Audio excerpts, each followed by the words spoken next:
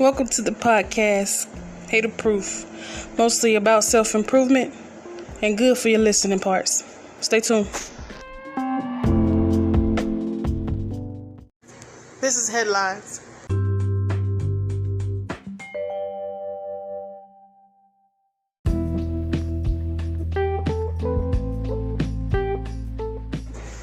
Hello. We're back again. Another day. It's Sunday, fun day. But I was inside today disputing a charge. And I don't feel like I got anywhere with it. But we'll see about tomorrow. There's always tomorrow. Okay, so today I decided to read the news headlines. I think I'll probably do a regular news episode like at the end of the week. I think that's what I'll start doing because it's always good to know the news. Even if you don't watch the news, some people don't like watching the news, and that's cool. I understand that because it could be so negative sometimes. But also, it's also good to know like what's going on, like what, you know, at least what are the top things going on every week, just so you'll be knowledgeable about the things that are happening. So there's actually some pretty interesting topics in the headlines today. First one we have is with Chloe Bailey's TikTok walk challenge goes viral. This was written by Helen Williams one day ago. Chloe Bailey is the latest celebrity to take part in TikTok's walk challenge. That's hashtag walk challenge. The R&B singer is trending on social media after recording the viral TikTok video. March 26th, Chloe Bailey's TikTok walk challenge. March 26th saw Chloe Bailey upload a video to TikTok of herself completing the hashtag walk challenge. Using the viral Saucy Santana song Walk as the video's soundtrack, Chloe emerges from a pool wearing a black swimsuit. Looking sun-kissed and confident, Chloe struts around the pool to the song. The TikTok video has gained almost 290,000 likes at the time of writing and 1.3 million plays. So I actually like Chloe and her sister. I think they have some pretty good vocal talents. So yeah, there's a video of her in this swimsuit and she looks good. That swimming pool looks so nice. Like if it was hot and I like to go swimming. I haven't been swimming in so long. But anyway, so here is a song. This is a rendition of Leave the Door Open that she's singing, and I think it sounds good. So here it goes. Walk.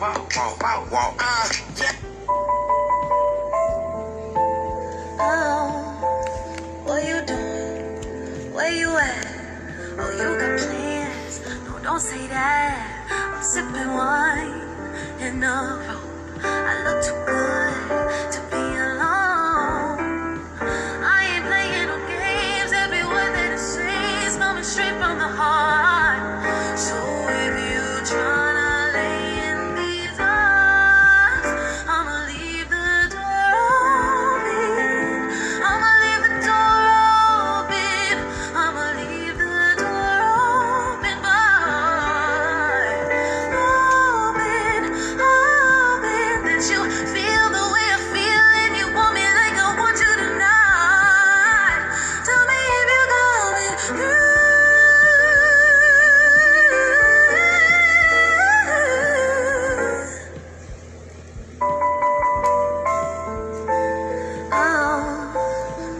Yeah, she sounds really good. That sounded real good. I like it. So yeah, that was her in the news. She has her TikTok video, whatever. So everybody's doing that. I've seen some funny TikToks of that. So, but anyway, so next up, we have a headline of human error may be behind the ship blocking Suez Canal. This was by Eileen A.J. Connolly, March 28, 2021. The massive container ship that is blocking the Suez Canal may have run aground because of human error, not a strong windstorm, Egyptian officials said this weekend. Initial reports said the 1,300-foot, 200,000-ton Ever Given got wedged in the shipping channel because of high winds and a sandstorm that affected visibility. But the head of the Suez Canal Authority now says weather conditions were not the main reasons for the ship's grounding. There may have been technical or human errors, the Canal Authority's chairman Osama Rabi told reporters Saturday without giving more details, the BBC reported. Not the main reasons, as quote-unquote, from the Suez Canal Authority. So that's what they said about that mishap. That ship is way too big to be trying to get it wedged up in anything. So the next headline we have is the trial of former Minneapolis police officer Derek Chauvin is to begin. This is reported on March 28, 2021. CBS News YouTube channel says opening arguments for the former Minneapolis police officer involved in George Floyd's death began Monday. Derek Chauvin faces 3 charges, including second-degree murder. In anticipation of widespread protests, National Guard troops have been activated around the courthouse. Brant Williams, a criminal justice and public safety correspondent for Minnesota Public Radio, joins CBSN's Lana Zach with a preview. And that's on their YouTube channel, so you can go over there and listen to that. It's like a 6-minute long video. But, the trial, I guess, is starting for that police officer. And I think people are still feeling the way about it. So, yeah, that's interesting. And also, next in the headlines was D.C. police charged teen boys with carjacking as video resurfaces of botched teen girls' deadly carjacking. This is by Bradford Betts, Fox News. Just days after two teenage girls in Washington, D.C. were charged with the botched carjacking that led to the brutal death of an Uber Eats delivery, the 2 boys, ages 13 and 14, and both from Southeast D.C., were arrested Thursday evening and charged with armed carjacking, the D.C. Metropolitan Police Department said. The carjacking occurred Thursday around 8:50 p.m. in the 100 block of 42nd Street Northeast, police said. The victim was in the driver's seat of their vehicle when 2 suspects approached. One suspect opened the vehicle door and assaulted the victim, police said. The victim got out, and the second suspect also started to assault the victim. One of the suspects produced a knife, and they both got into the victim's vehicle and fled the scene. Responding officers located the vehicle and arrested the 2 suspects. Police said there were additional suspects who fled the scene on foot. The 2 teens are each charged with felony murder and armed carjacking and are being held in custody pending their next court date on March 31st. So that's unfortunate. Just a carjacking by teens of an Uber driver. He's an Uber Eats delivery driver.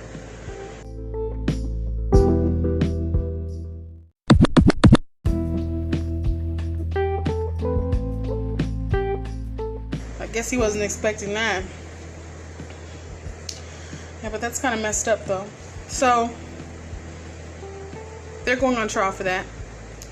And the next in the headlines we have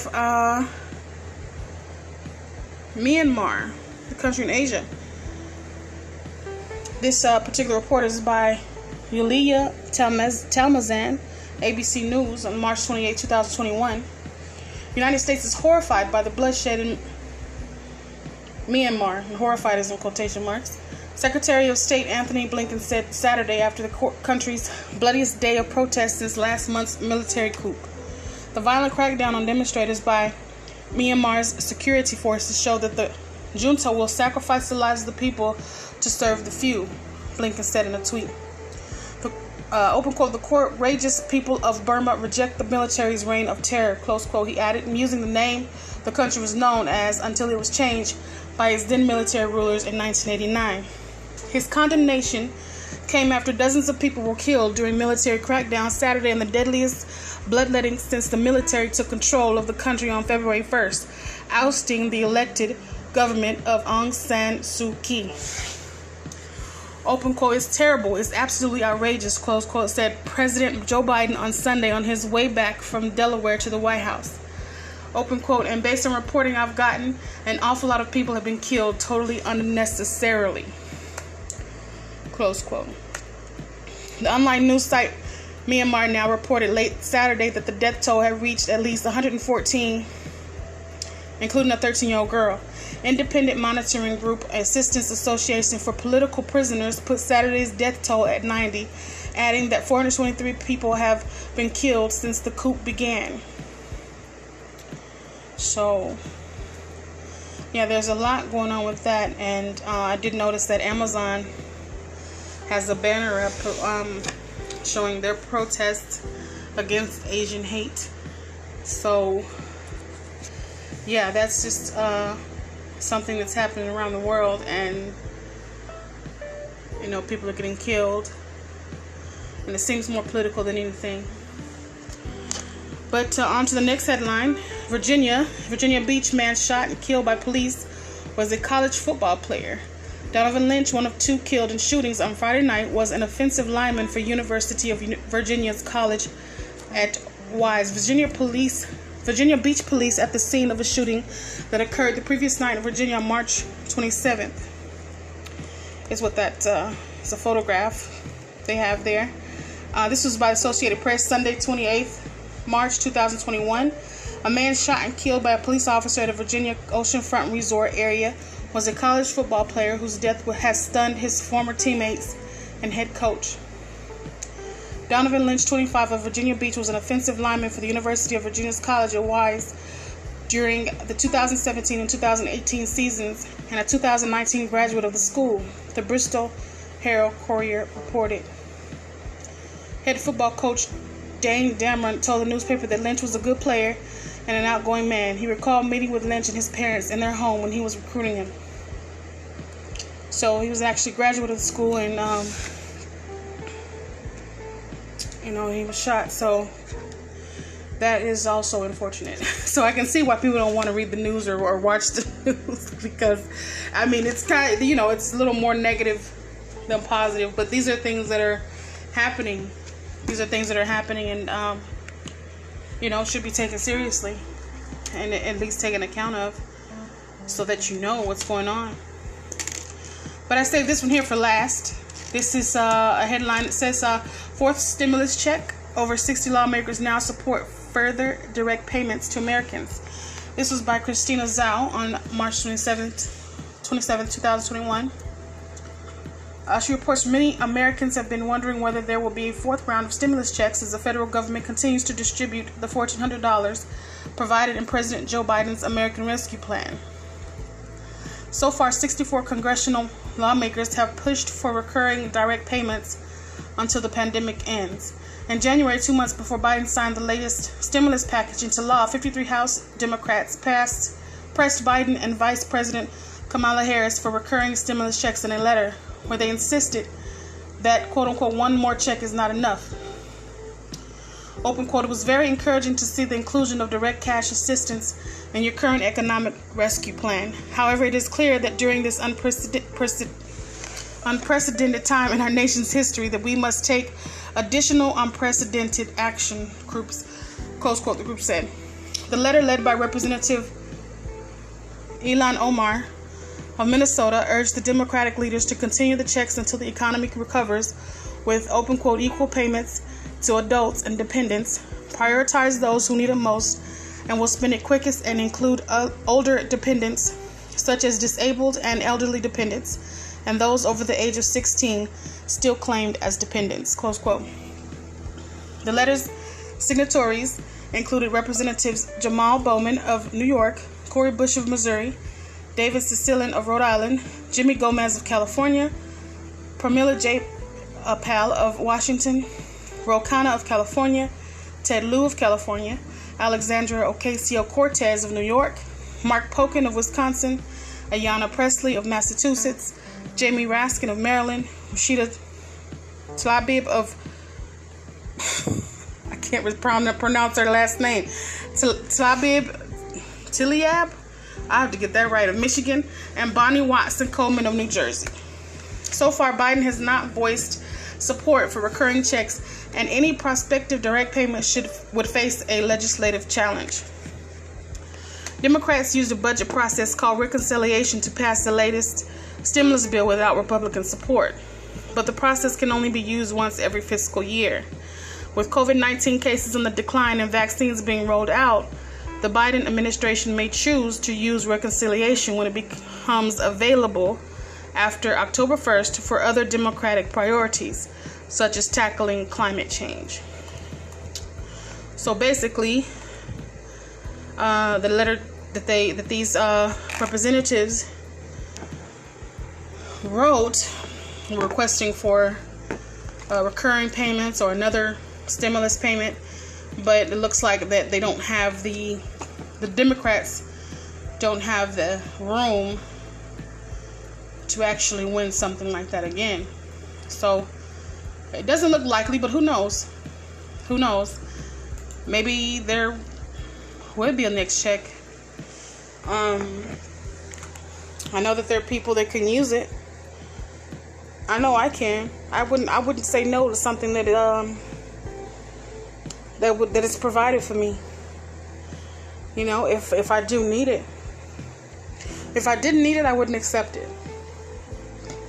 But since I do need it, I do accept it. And I'm one to pay taxes. I enjoy paying taxes because I know that there are things that the government takes care of that the city doesn't. And so, you know, there's just things that you can't really see that are being taken care of, and that's why the taxes are needed. So, yeah, that's that. That's it for the headline news that I have. I felt those topics were important and that they needed to be heard. So, yeah. We'll stop it there.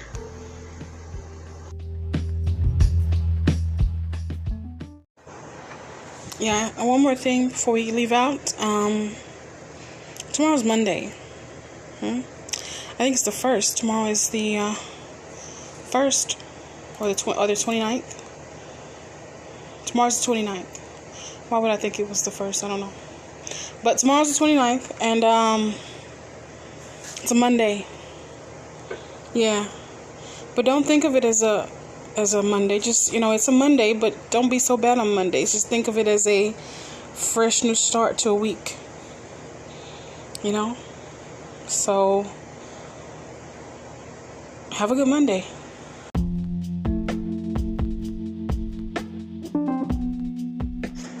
This is the end. Glad you came. Enjoy your next 24 hours. Stay hater proof.